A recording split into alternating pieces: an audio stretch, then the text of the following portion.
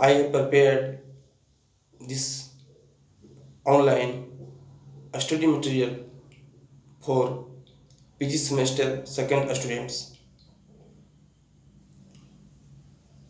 Paper name is AEC 1 Environment Law and Policy. Unit 1. Today lecture topic is environment, meaning and components, environment versus development, पर्यावरण, अर्थ तथा तत्व, पर्यावरण बनाम विकास. It is prepared by Dr. Rajkishore, Assistant Professor, PG Department of History, RB College, Dalsinghsarai, Lalit Narayan Mithila university, Darbhanga. सबसे पहले जानना चाहते हैं कि पर्यावरण का अर्थ क्या होता है. पर्यावरण का शाब्दिक अर्थ परिवेश है. इस शब्द की उत्पत्ति फ्रांसीसी शब्द इनिटस से हुई है, जिसका अर्थ होता है घेरना.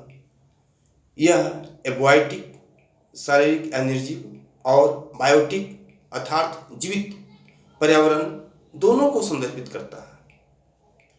प्राकृतिक पर्यावरण का निर्माण भूमि, जल, वायु, पेड़ पौधे एवं जीव जंतु मिलकर करते हैं. स्थलमंडल, जलमंडल, वायुमंडल एवं जैवमंडल पर्यावरण के अंग हैं. पृथ्वी की ठोस प्रॉपर्टी या ठोस परत या कठोर ऊपरी परत को हम स्थलमंडल के नाम से जानते हैं. यह चट्टानों एवं खनिजों से बना होता है एवं मिट्टी के परत से ढका होता है. यह पहाड़, पठार, मैदान, घाटी आदि जैसी विभिन्न स्थलाकृतियों वाला विषम धरातल होता है. ये स्थलाकृतियां महाद्वीपों के अलावा महासागर के सतह पर भी पाई जाती है.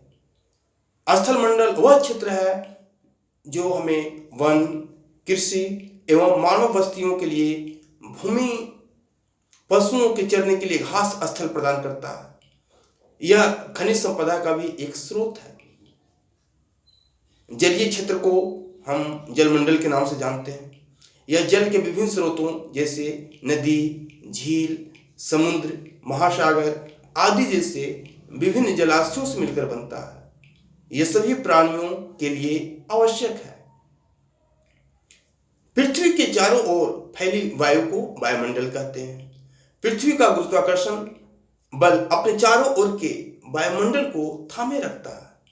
यह सूर्य की झुलसाने वाली गर्मी एवं हानिकारक किरणों से हमारी रक्षा करता है.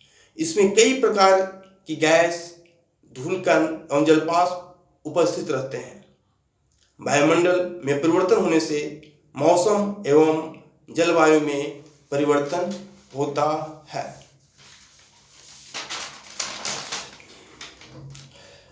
पादप एवं जीव जंतु मिलकर जैवमंडल या सजीव संसार का निर्माण करते हैं.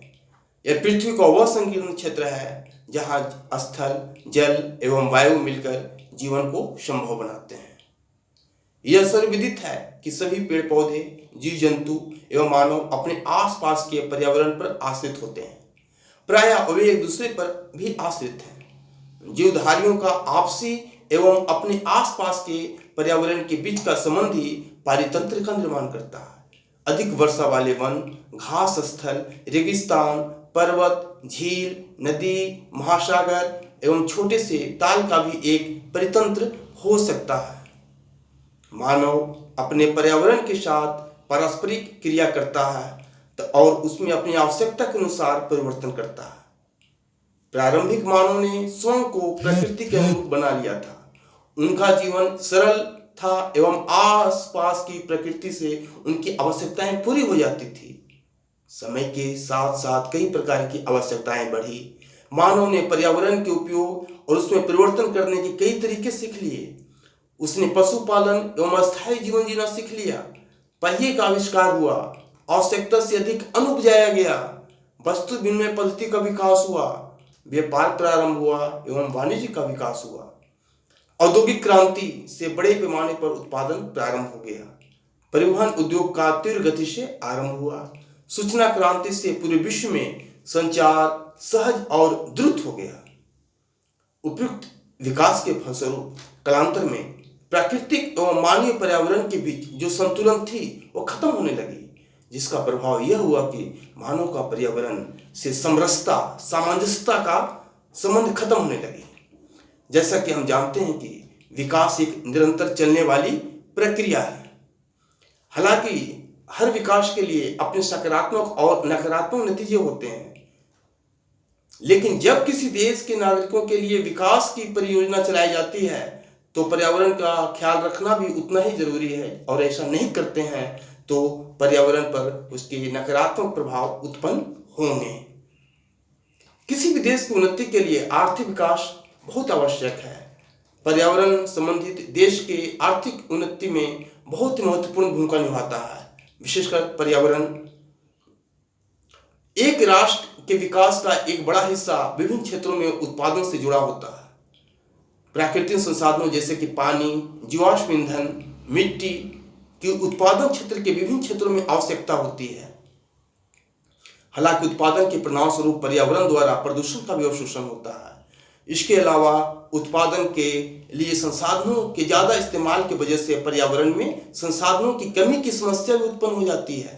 अगर हम प्राकृतिक संसाधनों के लगातार उपभोग करते रहे तो प्रदूषण का स्तर बढ़ेगा, जिससे पर्यावरण संसाधनों की गुणवत्ता खराब हो जाएगी, जिससे न सिर्फ उत्पादन की गुणवत्ता प्रभावित होगी बल्कि इसके उत्पादन में लगे मजदूरों में भी तमाम तरह की समस्याएं उत्पन्न होगी तथा इन उत्पादों के उपभोक्ता पर भी बुरा प्रभाव पड़ेगा। Thank you.